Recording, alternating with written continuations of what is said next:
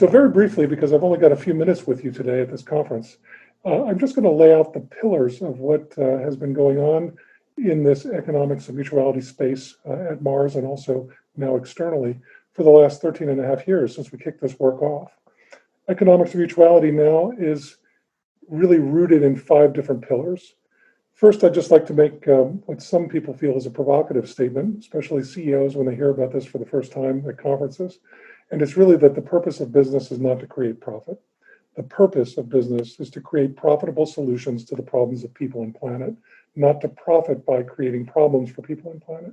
So the first pillar of economics of mutuality is really to put purpose at the center of any business unit's ecosystem of business activities.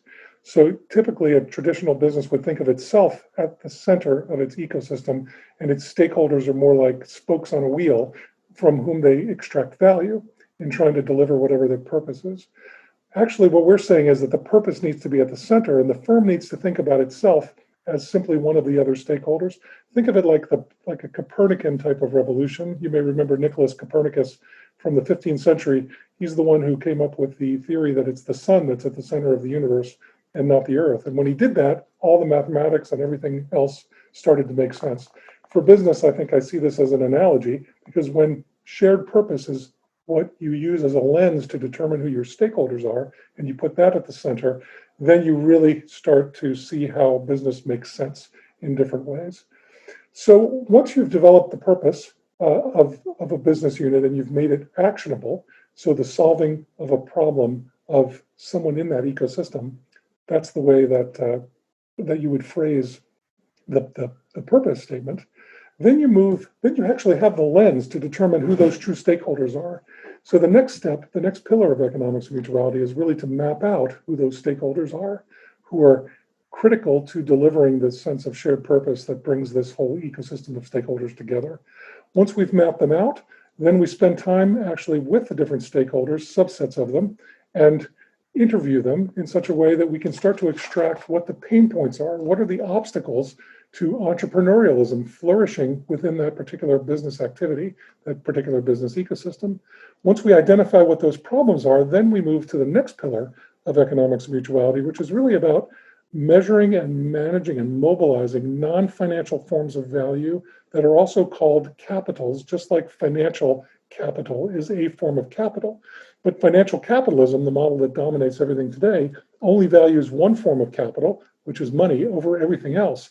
Therefore, businesses that are not able to measure and manage and mobilize the non-financial forms of capital, which we call social capital, human capital, and natural capital, are operating suboptimally.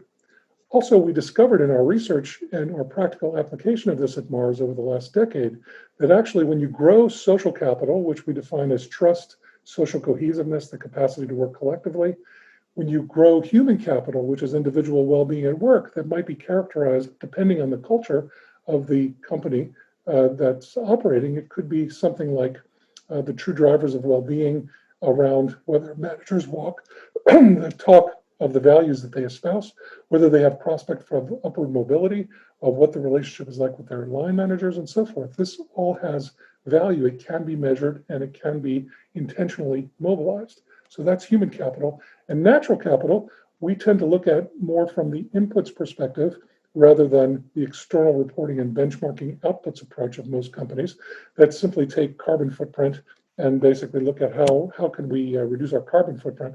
What we try to do in the economics of mutuality using natural capital is use input metrics that together can account for at least 80 or 90% of all the natural resources that are necessary for creating any sort of a product, from a Mars bar to a bag of rice to an automobile.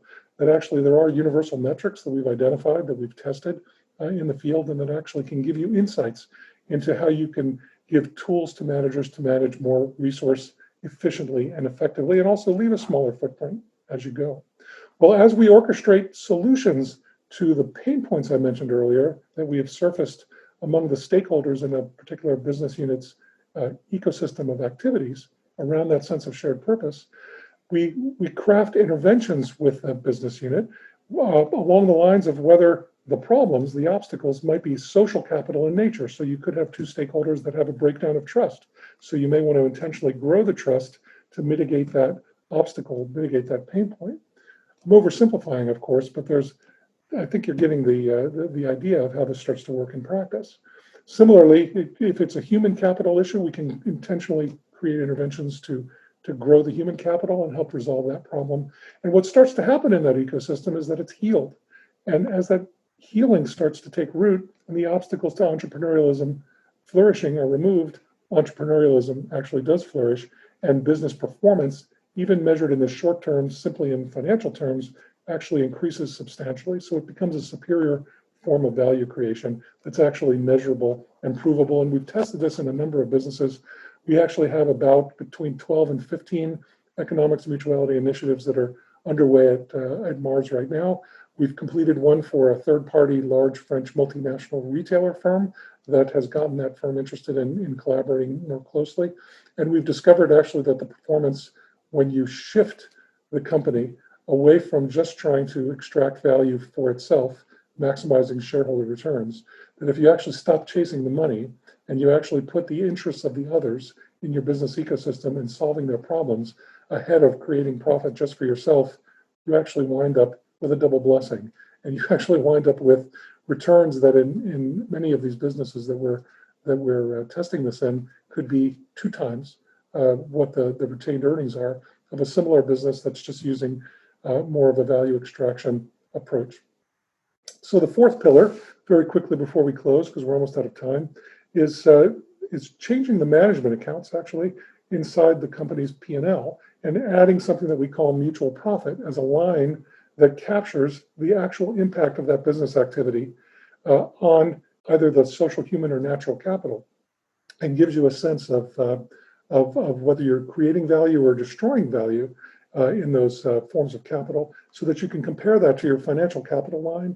And because we've discovered that there's a causal relationship between growing social, human, and natural capital and actually releasing greater economic performance that often translates into financial capital deliverables as well, that it's really critical to be able to have the transparency of what your mutual profit line is in a P&L, so that you can start to make some management decisions about whether that mutual profit should be below the financial profit line or above it or closer to it. And that could actually significantly impact, depending on what it is that you decide to do about those non-financial forms of value, could significantly impact your financial bottom line as well. And then finally, the fifth and final pillar of this is really leadership, because this is a new approach, although it's rooted in very old principles. In fact, it's not something we typically talk about publicly, but the book of Leviticus, chapter 25, talks about the concept of the Jubilee and how you are meant to remunerate people, planet, and profit along different time horizons. And actually, that was the inspiration for those of us that started this work in late 2006, early 2007, as we took it forward. And we found more and more that the shifting of business approaches away from simply trying to take so that you can have for yourself, this maximizing shareholder returns, and instead try to fix and orchestrate the problems of the others in ways that really look after your neighbor, which would be your stakeholder, before you look after yourself. The money actually winds up chasing you, and you wind up with a superior form of value creation that, by delivering greater social, human, and natural capital value, you wind up having greater financial performance. So it's quite a beautiful thing to watch in practice. And leadership is key, which is the fifth pillar. And so we have developed executive education programs for Mars and other executives now. We've also got partnerships with some leading academic institutions like Oxford University's Business School, with whom we've been partnering for over 6 years. Also with Sciences Po Management School in Paris, where we have taught economics mutuality for 3 consecutive years over the course of semester courses. Also with the China-Europe International Business School in Shanghai, which is helping us with business case studies in this space. And now with the new Erasmus University in Rotterdam's Center for Economics and Mutuality, which was something that Erasmus University created spontaneously after spending some time observing what the economics of mutuality was all about. And so we've got these academic partners. We're taking this now into this open platform that's grounded in a foundation, a nonprofit foundation that owns a consultancy, neither of which actually have any shareholders. And so it's a very precious and a real gift that Mars had the foresight to create this entity, to put all of the IP into it and to allow it to be entirely independent of Mars, although Mars will be providing significant funding for it going forward and also some of the governance, as a way to really share this approach with others. And so I welcome you to join this movement. If you have more interest, our website is eom.org. So that's for Economics of Mutuality. Have a wonderful conference. God bless.